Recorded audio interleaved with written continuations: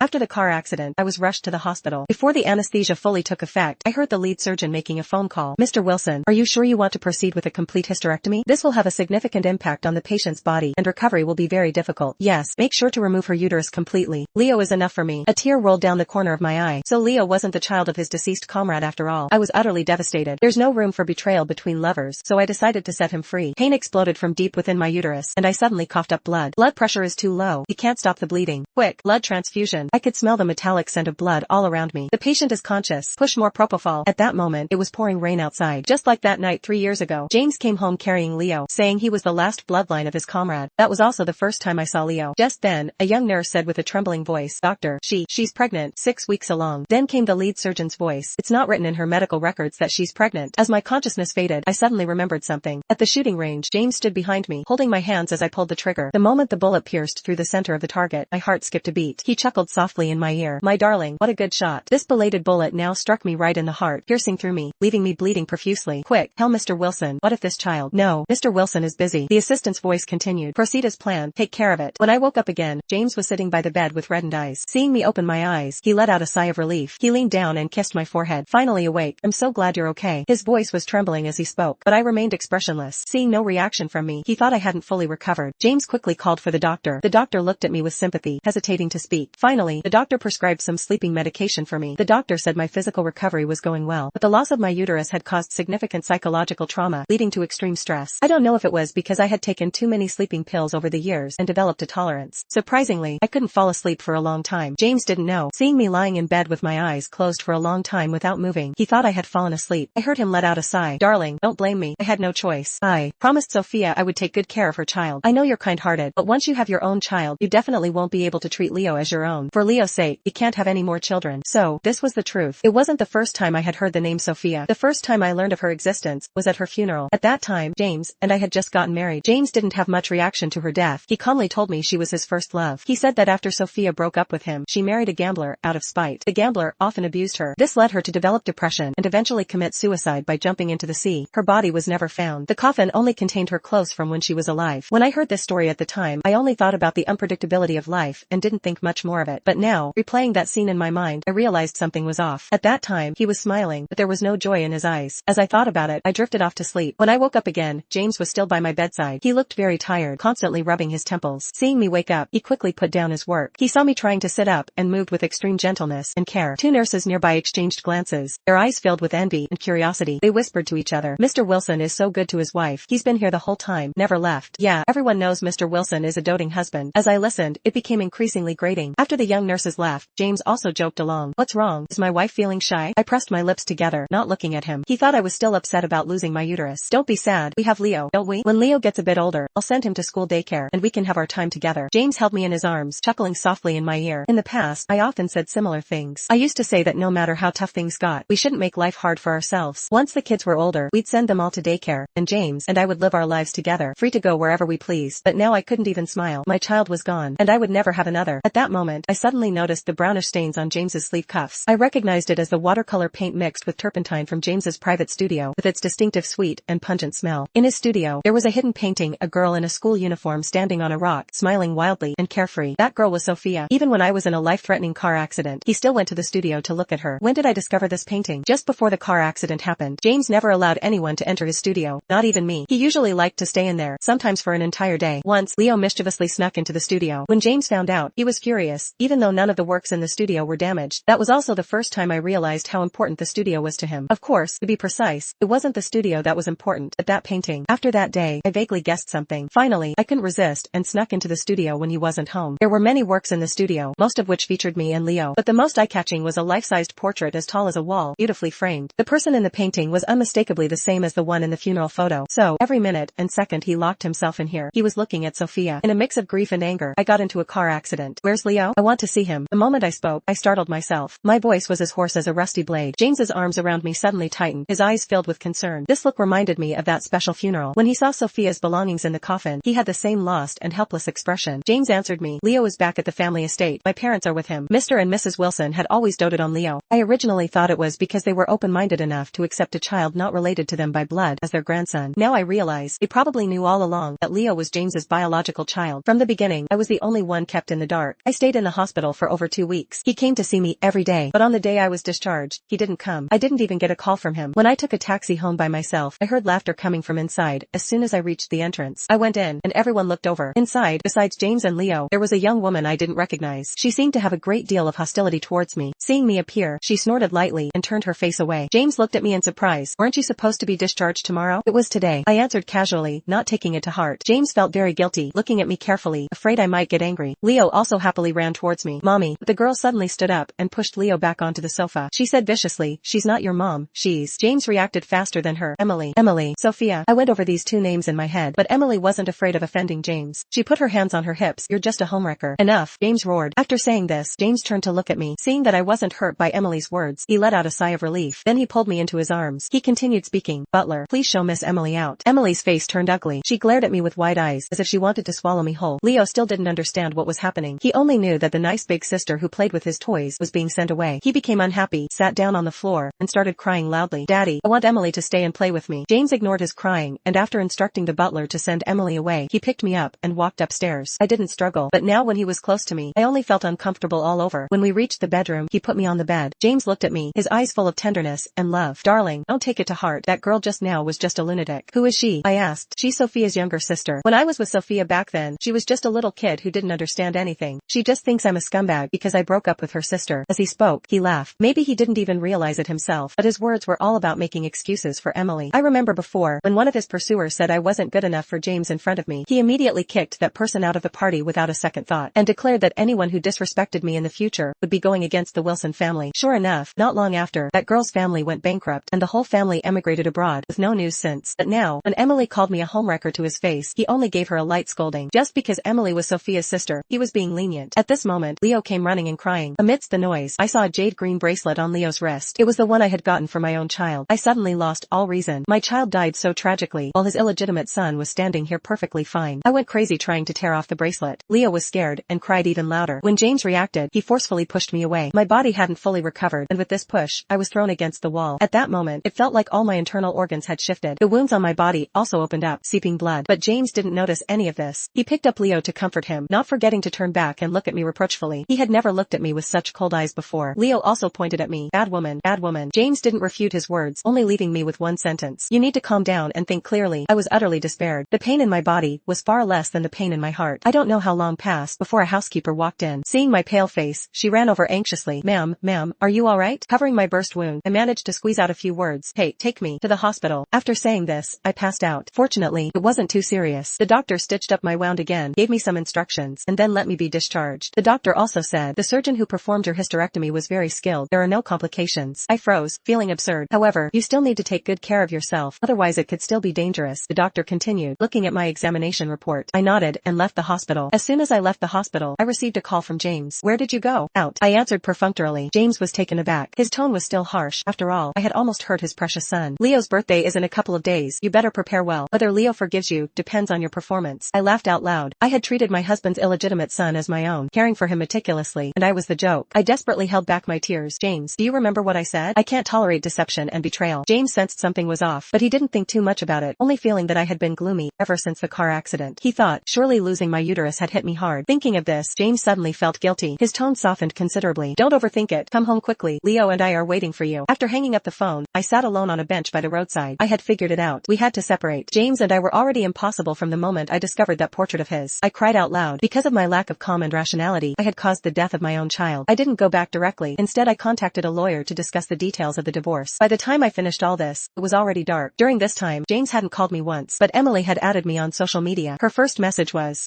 homewreckers never end up well." I was about to block her, thinking out of sight, out of mind, but she seemed to predict my thoughts. "Don't block me. Don't you want to know about my sister's story with James?" My hand hovering over the block button paused. Messages came one after